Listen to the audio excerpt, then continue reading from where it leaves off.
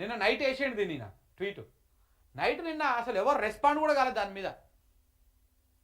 ఆ లేఖ బయటకు వచ్చింది అరౌండ్ ఐ థింక్ సో ఒక ఎన్ని గంటలకు 5:30 6 గంటల ప్రాంతంలో అప్పుడు బయటకు వచ్చింది అది.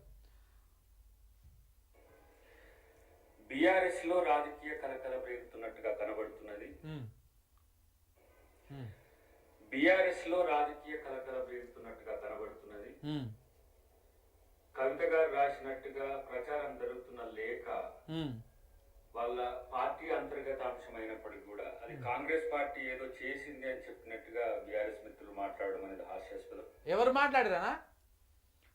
అద్దంకి దయాకరన్నా ఎవరు మాట్లాడారు? బీఆర్ఎస్ మిత్రులు ఎక్కడ రెస్పాండ్ అయ్యారు? మరి మాకు ఏడ కనపడతలేదు. ఏడనన్న ఓ ట్వీటో లేకపోతే ఇంకేదో ఒక బయటో కనపడుతుందేమో, మేము కూడా మా ఛానల్లో అప్లోడ్ చేద్దామని చూస్తే ఏడ కనపడతలేదు కదా. మరి మీకేడ కనపడ్డది? మీరెందుకు మాట్లాడుతున్నారు? గుమ్మడికాయ దొంగ సామెత మీరెందుకు నిజం చేస్తున్నారు? ఇంకా చెప్పి ఏం చెప్తావా?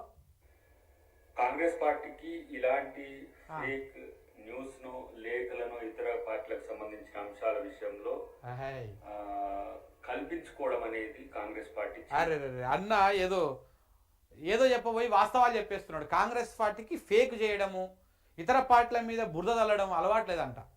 ఫేక్ క్రియేట్ చేయడం అంటే ఇది ఫేక్ అని చెప్పలే వాళ్ళు, రైట్ అని చెప్పలే, రాంగ్ అని చెప్పలే బీఆర్ఎస్ వాళ్ళు. కానీ మీరే ఇలా మా ప్రమేయం లేదంటున్నారు, మీరే ఇది ఫేక్ కాదు నిజం అంటున్నారు, మీరే మేము ఇట్లా ఫేక్ చెయ్యము అంటున్నారు అంటుంటేనే డౌట్ వస్తుంది కథ నిజంగానే. ఇంకా రెండవది వారు ప్రస్తావిస్తున్నట్టుగా ప్రచారం అవుతున్న అంశాలన్నీ సోషల్ మీడియాలో కానీ మెయిన్ స్ట్రీమ్ మీడియాలో కానీ ఈరోజు అది పెద్ద బ్రేకింగ్ ఇష్యూ అయింది. ఆ అంశాల్లో వారు గతంలో చేసిన వివిధ వేదికల మీద చేసిన ప్రకటనలకు ప్రతిస్పందనే మనకు కనబడుతున్నాయి. ఒకవైపు రెండవ నాయకుడు లేకపోతే ద్వితీయ శ్రేణి నాయకత్వ వంశంలో బీఆర్ఎస్ కొంత తడబడుతున్నది. కొడుకునా అల్లున్నా అనే దాని దగ్గరనే తడబడుతున్న క్రమంలో తన అస్తిత్వం అనేది, రాజకీయ అస్తిత్వం అనేది ప్రశ్నార్థకం అవ్వడమా లేకపోతే ప్రత్యామ్నాయ ఏర్పాట్లు కవిత గారు చూసుకోవడమా అనే దిశగా చర్చలు జరుగుతున్నాయి ఈ మధ్య కాలంలో. సో వరంగల్ సభ దానికి వేదికగా కావడం అనేది ఇప్పుడు వాళ్ళ మధ్యన చిచ్చు రేగుతున్నట్టుగా కనబడుతున్నది.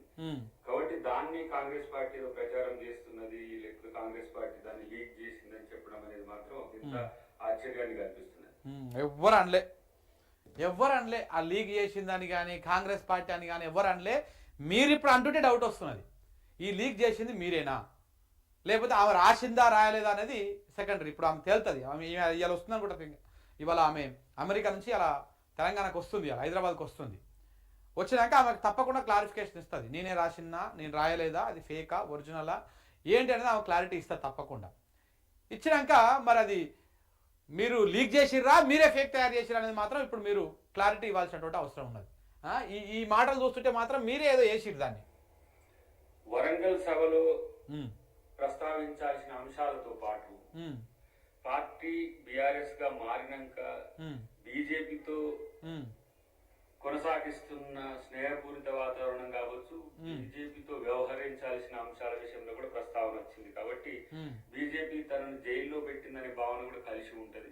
తర్వాత భావన బామ్మార్దిన అనే దగ్గర బామ్మార్ది కొరకు తగ్గినట్టు కనిపించిన తన కోసం ఎవరు లేరు అనే ఆలోచనతోని తన తండ్రితోనే తనకున్న అంతర్గత అంశాలు చెప్పుకోలేక రాసే దిశగా ఈరోజు అంతరం పెరిగిందా అనే ఆలోచన మాత్రం ఒకంత ఆలోచింపజేసేది.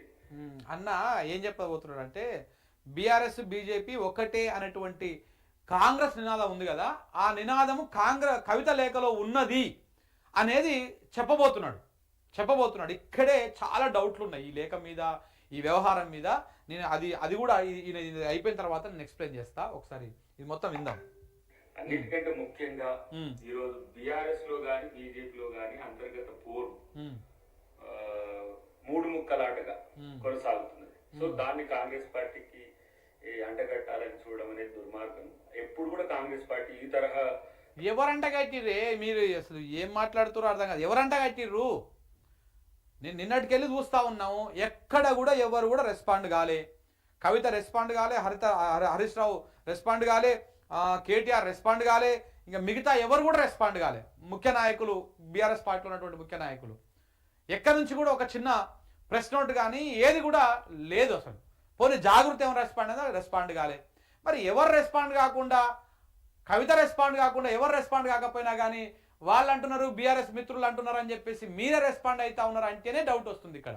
ప్లస్ మీరు ఏదైతే అనుకుంటున్నారో, మీ ఐడియాలజీ ఏదైతే ఉన్నదో దాన్నే కవిత లేఖ రూపంలో కనపడతా ఉన్నాయి మనకు. సో కాబట్టి అవి కూడా మనం మాట్లాడదాం ఇప్పుడు.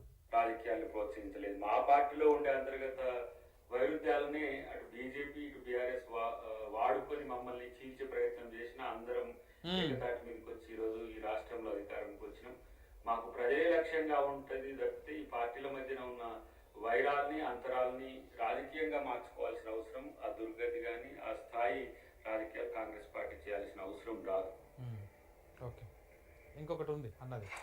చాలా రోజుల నుంచి జరుగుతున్న చర్చ ఏంది, కవిత ఒంటరి అయిందా అనేది చాలా రోజుల నుంచి రాజకీయ వర్గాల్లో జరుగుతున్న చర్చ, లేదంటే మీడియాలో, లేదంటే సోషల్ మీడియాలో, యూట్యూబ్లలో జరుగుతున్న చర్చకు ఊతమిచ్చే విధంగా లేక రాసింది, లేకపోతే రాయబోయింది, లేకపోతే అది నోట్ ఏది వివిధ మార్గాల్లో తయారు చేయడానికి కూడా ఈ రూపం ఎంచుకున్నది అని ఒక చర్చ అయితే సర్వత్రా వస్తున్న క్రమంలో ఇలాంటి అంశాలకు నేరుగా అది కవిత గారే సమాధానం చెప్తే తెలుస్తుంది. మరి అప్పటిదాకా ఆగరాదు జర, అంటే ఆ పార్టీ నాయకులు ఎవరైనా దాని మీద వివరణ ఇస్తే తెలుస్తుంది తప్పితే అంతవరకు ఇది ఒక లీక్ వార్తగానో, లేకపోతే చెప్పాలంటే ఒక ఎత్తుగడతోని వాళ్ళ పార్టీలోనే వాళ్ళు ఏమైనా చేసిన ప్రయత్నంగా మనం చూడాల్సి వస్తుంది.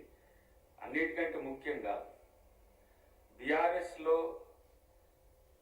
నాయకత్వం మీద పోటీ, నాయకత్వం కొరకు పోటీ ఈరోజు మారుతున్న క్రమంలో తామ వ్యక్తిగత ప్రయోజనాలే లక్ష్యంగా బీఆర్ఎస్ పార్టీ నాయకులు వ్యవహరిస్తున్న తీరు మాత్రం మనకు కనబడుతుంది. కాబట్టి మరి ఆప్షన్ దేన్ని ఎంచుకుంటాడు కేసీఆర్కి అది సంబంధించిన అంశం. కాబట్టి దీని విషయంలో కాంగ్రెస్ పార్టీని రాద్ధాంతం చేయడానికో, ప్రచారం చేయడానికో వినియోగించొద్దు అనేది వారికి కాంగ్రెస్ పార్టీ తరఫున మేము కోరుతున్నాం.